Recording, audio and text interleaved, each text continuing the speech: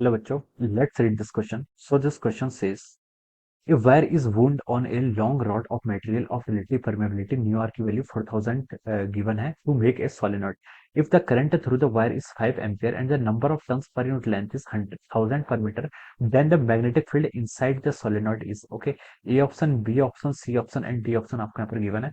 आपको यहाँ पर क्या बताना है? We need to tell here the magnetic field. हमें क्या बताना है यहाँ पर? Magnetic field find out करना है inside the solenoid. Okay. तो देखिए बच्चों, इस क्वेश्चन का की कॉन्सेप्ट आप क्या लिख सकते हैं? The key concept of this question, यहाँ पर मैं क्या बताना, मैग्नेटिक फील्ड फाइंड आउट करके बताना है इनसाइड द सोलेनोइड. ओके, तो इस क्वेश्चन का की कॉन्सेप्ट क्या लिख लीजिए आपका? Magnetic field inside solenoid. क्या लिख लीजिए आपका? Magnetic field inside solenoid. This will be the key concept of this question. Okay, तो चलिए बच्चों, अब हम इस क्वेश्चन को स्टार्ट करते हैं. तो देखिए बच्चों, आपका जो सोलेनोइड होता है, सोलेनोइड के अंदर जो आपका मैग्नेटिक फील्ड होता है, इसका जो मैग्नीट्यूड होता है, इसको हम क्या लिखते हैं? देखिए, new naught times N I. Okay, ये आपका कब होता है? जब आपका जो मीडियम होता है, जो आपका सोलेनोइड जिस मीडियम में रखा है, ओके, वो मीडियम क्या आपका, वो आपका वैक्यूम हो. ओके, वैक्यूम हो या फिर एयर हो, या कि हम बोल सकते हैं उसकी रिलेटिव परमेबिलिटी किसके इक्वल होती है? आपकी 1 के इक्वल होती है इन जनरल. ओके, और आपको देखो पता है न्यू न्यू क्या होता है आपका?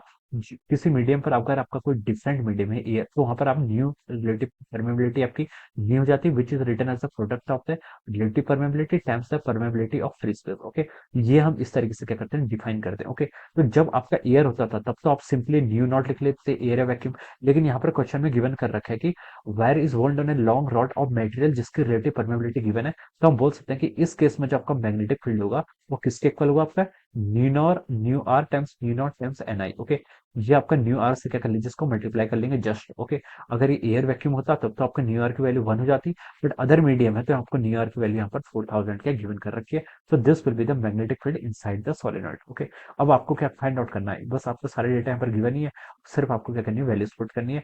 तो देखिए, मैग्नीट्यूड ऑफ मैग्नेटिक फील्ड क्या होगा? न्यू आर की वैल्यू आप 4000 पुट कर लीजिए, यानी कि 4 into 10 to the power 3 into mu naught की वैल्यू कितनी होती है आपकी? 4 pi into 10 to the power -7 इंटू एन. एन की आपका number of turns per unit length. Okay, question में बोला है कि number of turns per unit length आपका 1000 ही है, क्वेश्चन में गिवन कर रखे हैं, तो आपको 1000 को 10 to the power 3 लिख लीजिए, इंटू आपका क्या हो जाएगा? आई. आई क्या है? करंट. करंट कितनी फ्लो कर रही है आपकी? 5 एम्पियर. ओके, तो आप इसको यहाँ पर से पुट कर लीजिए. ओके, तो the magnitude of the magnetic field आएगा, ये किसके इक्वल आएगा? देखिए आपका 4 पाई इंटू 4 कितना होता है? 16 पाई.